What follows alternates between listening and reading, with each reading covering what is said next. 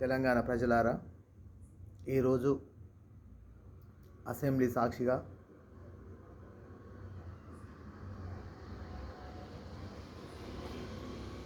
BRS నాయకుల యొక్క వీధి నాటకాలు చూశారు కదా.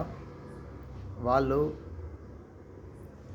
నల్ల దుస్తులు ధరించడం ఎందుకంటే కొడగండ్ల లగిచర్ల రైతులకు బేడీలు వేసినందుకు నిరసనగా ఈరోజు నల్ల దుస్తులు ధరించుకొని వచ్చిందట.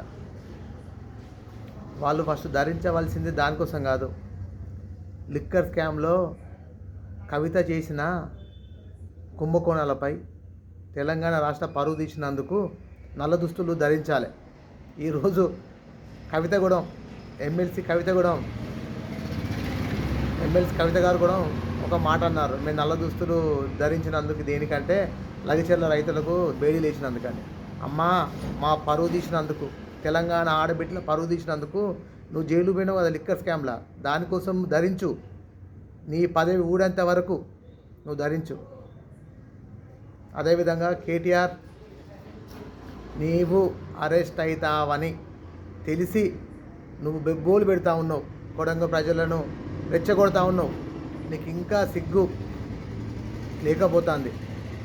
మారు, ఇకనైనా మారు. ఆ తెలంగాణ ప్రజల యొక్క పరువు తీయకు. మీ టీఆర్ఎస్ అంటాను కదా, ఏమని కాంగ్రెస్ కార్యకర్తలకు సిగ్గు చేరమా? కార్యకర్తలు నేను ఏమన్నా తన్నినారా? నేను చెప్పులతో కొట్టినలా? కాంగ్రెస్ కార్యకర్త తలుచుకుంటే ఈరోజు నువ్వు ఏ స్థితికి దిగజారువు నువ్వు నీ అయ్యా గుర్తుపెట్టుకో.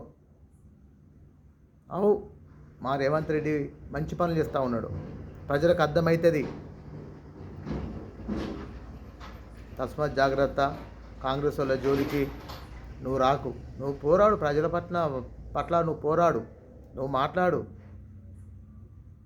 కాంగ్రెస్ కార్యకర్తల జోలికి, నాయకుల జోలికి నువ్వు రాకు. అవునే, రేవంత్ రెడ్డి వాళ్ళ అన్నను అంటా ఉన్నావు, తిరుపతి అన్నగారిని అంటా ఉన్నావు. ఆయన ఒక వార్డ్ నెంబర్ కాదు, ఒక అది కాదు, ఇది కాదు, ఇది కాదు. మరి మీ అన్న కన్నారు ఏమైందా? ఆయన ఎంత సెటిల్మెంట్ చేసిండు? మనం ఒకరి గురించి మాట్లాడేటప్పుడు కొంచెం జాగ్రత్త. తను కొడంగల్ ప్రజలకు అందుబాటులో ఉన్న వ్యక్తి, కొన్ని ఏళ్ళ కానుంచి వెళ్ళి. మరి అప్పుడు ఏ పదవి లేదు కదా ఆయనకు. తన తమ్ముని యొక్క ఎదుగుదల కోసము అహర్నిశలు, తమ్ముడు అందుబాటులో లేకుండా పార్టీ యొక్క కార్యకర్తలకు, అక్కడ నియోజకవర్గ ప్రజలకు అందుబాటులో ఉండి కష్టసుఖాల్లో పాలు పంచుకున్న వ్యక్తి తిరుపతి రెడ్డి గారు. ఎందుకు అట్లా మాట్లాడతాను? కేటీఆర్ గారు జాగ్రత్త, నోరు అదుపులో పెట్టుకో. ఏమైనా పోరాడు. ప్రతిపక్ష నాయకుడిగా ఉన్నప్పుడు మీకు సిగ్గుంటే మీ అయ్యను పట్టుకొని రా అసెంబ్లీకి. మీ అయ్యను పట్టుకొని రా.